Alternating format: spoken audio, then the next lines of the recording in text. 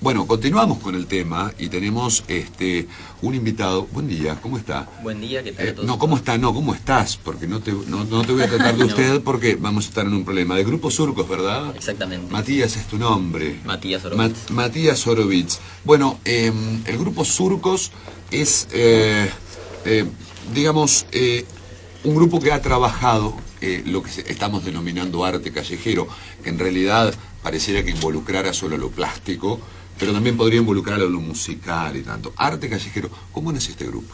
Bueno, lo que hoy es la corriente Surcos surge como la confluencia de dos agrupaciones. Una es la agrupación Surcos originaria. Ajá. Y la otra es la corriente Praxis, una agrupación universitaria más ligada a la izquierda tradicional. Y allá por el 2008, con el conflicto de las retenciones, es que nos juntamos, teníamos una postura política muy similar, que tiene que ver básicamente con el reconocimiento de las medidas progresivas que se han dado durante el gobierno kirchnerista, siendo muy críticos por supuesto, pero sabiendo que en ese momento se juega mucho más que una medida política del gobierno, sino que lo que estaba jugando de fondo era un sentido general, una parte de la cultura política argentina respecto al rol del Estado, por ejemplo, en esa situación. Ya en esa ocasión me acuerdo que lanzamos una campaña en conjunto que era prohibido girar a la derecha, ¿no? Era prohibido girar a la derecha, sí a las retenciones, exijamos más redistribución. ¿Cómo funcionaba un poco esto? Prohibido girar a la derecha era lo principal. La sociedad no puede estar apoyando a quienes representan lo peor, si se quiere, de la economía, de la política, del establishment, de lo conservador de nuestro país, ¿no? Que eran los sectores agrarios. Después, un apoyo al gobierno en cuanto a la medida y después una crítica, sabiendo que el gobierno de fondo tampoco puede resolver los problemas de la redistribución del ingreso solamente con una medida económica muy focalizada y que tiene que ver con un contexto político determinado. Digamos, de base una consigna política muy clara. Muy clara, sí. O sea, no girar a la derecha. No. Eso era el temor que teníamos en ese momento. El temor era que girara a toda la derecha. Porque, por ejemplo, había muchas críticas. Estamos hablando del año... Del año 2008 esto. Claro, del año 2008. Del conflicto. Sí, porque ese era nuestro principal temor, ¿no? Porque inclusive había muchas críticas a las retenciones. Bueno, la izquierda tradicional trotskista decía ni campo, ni ni campo, ¿no? Se ubicaban en el medio, se lavaban las manos, nos vamos del problema. Pero lo que más temor nos daba era que efectivamente quienes criticaban la medida del gobierno eran sectores terribles y que tenían mucha influencia en la sociedad. A través de los medios, pero no solamente de los medios, sino que estaba realmente instalado en el sentido común de mucha parte de nuestra población. Ustedes como movimientos o digamos espacios universitarios, tanto Surcos como Praxis, parten de esto que decías, teníamos miedo, ¿no? Entonces, esto parte de un sentimiento, de una preocupación, si bien estamos hablando de una consigna, como decía Rafael, puramente política, tiene que ver también con lo que ustedes sintieron como necesidad. ¿Por qué o cómo decidieron que esta iba a ser la forma de expresarlo? Porque además en el ámbito universitario tienen como muchas maneras, ¿no? Bueno, es muy interesante la pregunta. Yo creo que durante mucho tiempo prácticamente fue prácticamente fue la única forma de expresión que teníamos las organizaciones de izquierda.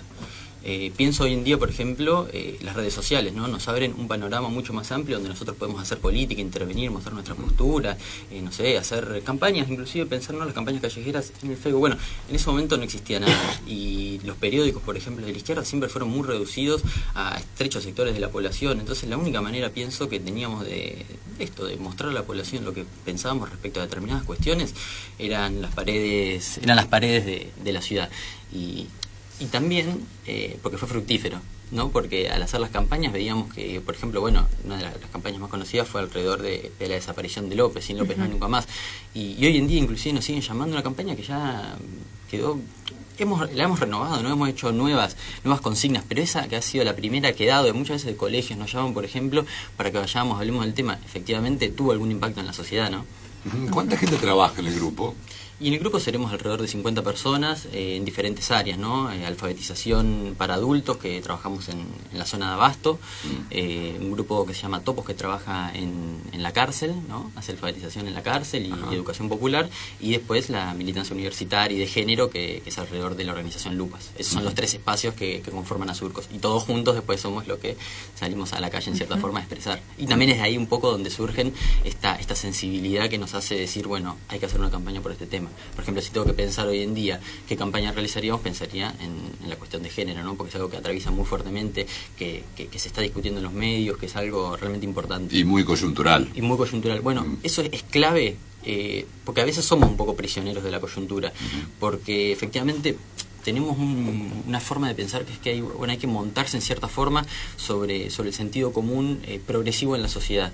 Y eso, lamentablemente, o no sé si lamentablemente, pero efectivamente es así, está atravesado por los debates políticos nacionales que tienen mucho que ver con los medios de comunicación, con las iniciativas gubernamentales, y a partir de ahí es donde trabajamos. Porque podríamos trabajar desde la marginalidad también, un poco lo hacemos en realidad porque eso representa en las paredes de la ciudad, no tener la capacidad comunicacional de estar en televisión. Pero bueno, por lo menos lo hacemos sobre temas políticos que se están debatiendo en la Argentina de hoy. Matías, a mí me interesaba preguntarte cómo es ese proceso interno que me imagino se dará para en un momento llegar a la conclusión y a la frase o al leitmotiv o al eslogan que efectivamente van a reflejar y se va a ver en las paredes. El caso de Sil López No Hay Nunca Más, el caso de la campaña, la última campaña de las gorras, ¿cuál es la gorra más peligrosa, ¿no? Por ahí nos viene bien, de paso contamos que ya está Luis Pasos de Escombros, otra generación tal vez de intervención callejera, y nos va a servir por ahí para comparar después cuando hablemos con él, ¿no? Sí, y la verdad que es un tema que no hay una receta, no tenemos una receta determinada. Lo primero y principal es esto de decir, bueno, cuál es el tema político, lo que mencionaba recién, cuál es el tema político que tenemos que salir a denunciar, o no solo denunciar, sino sobre el cual tenemos que hacer ideología, decir algo, digamos, lo indispensable. Y una vez que tenemos seleccionado el tema, bueno, está toda esta parte que hacemos una suerte de brainstorm, ¿no? De tormenta de ideas para ver si surge algo, si alguna palabrita, porque lo que nosotros, de lo cual nos queremos diferenciar siempre es del consignismo de sí y no, ¿no? Decirle no una cosa, sí a la otra. Entonces, jugar esto de interpelar un poco a la sociedad, que la consigna sea atractiva, y ahí está la dificultad principal, que no es fácil de resolver. El poder de síntesis de algo más. Poder de síntesis que no es decir, por ejemplo, solamente sí a las retenciones, no a las retenciones, sí a la ley de medios, no a la ley de medios, sino que es, bueno, detrás de eso tener algo un poco más pegadizo, que interpele. Y en ese sentido, ya te digo, es algo así como hacemos una tormenta de ideas, vemos que si surge alguna palabrita que nos guste, que pensamos que juega bien con esta idea, y después, bueno, nos vamos a nuestras casas, la procesamos, por supuesto siempre nos lleva un tiempo, nos lleva una semanita, claro, porque no, realmente es dificultoso y nunca, de hecho hemos tenido campañas fracasadas también en ese sentido, de consignas que fueron inentendibles prácticamente. Ahora te voy a preguntar, pero quería que, a propósito de la pregunta de Pablo Spinelli, por ejemplo, la consigna de la gorra, ¿cómo se llegó a la síntesis? Y mira, ese tema nosotros lo veníamos trabajando hace tiempo por todo el tema del gatillo fácil acá en la ciudad de La Plata. Y bueno, justamente la frase nosotros la agarramos de una campaña que se realizó en Córdoba por la Marcha de la Gorra, no sé si la conocen, pero lo tomamos de ahí y un poco le metimos un poco de imagen, un poco de color, ¿no? Y algunas consignas que después iban a desarrollar eso. Yo le comentaba hace un rato a Pablo que, bueno, la consigna principal era esta, ¿cuál es la gorra peligrosa? Y después había otro grupo de subconsignas que eran, por ejemplo, bueno, menos desigualdad es más seguridad, ¿no? Apuntando un poco a dar vuelta un poco el discurso, si se quiere, del sentido común de esto de, bueno, más policía es más seguridad, inclusive pensando que nosotros queremos que la población efectivamente es muy contradictorio el pensamiento clase mediero, ¿no? Porque sabe que más policía al mismo tiempo es más corrupción, entonces nos queríamos agarrar de esa contradicción y es ahí donde nos agarramos de esta consigna que nos parecía que expresaba muy bien. Vos decís que esta gorra es peligrosa y exigís más de esta gorra, pero vos sabés inclusive que la gorra de la policía es una gorra corrupta, es una gorra que trae más delincuencia, ¿no? Por lo menos en los términos de los que se habla, en los términos de la seguridad.